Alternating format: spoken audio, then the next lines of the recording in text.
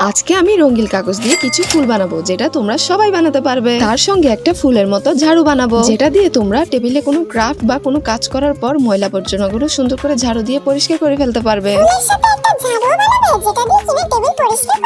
হ্যাঁ মিমি, এই ফুল আর ঝাড়ুগুলো আমি তোমার মতো কিউট বন্ধুদের জন্য বানাচ্ছি। তোমরাও চাইলে এরকম ফুল বানিয়ে টেবিলে সাজিয়ে রাখতে পারো আর ঝাড়ু বানিয়ে টেবিল পরিষ্কার করতে পারো, অথবা এই ফুল আর ঝাড়ু বানিয়ে তোমাদের ছোট্ট ভাই বোনদের উপহার দিতে পারো।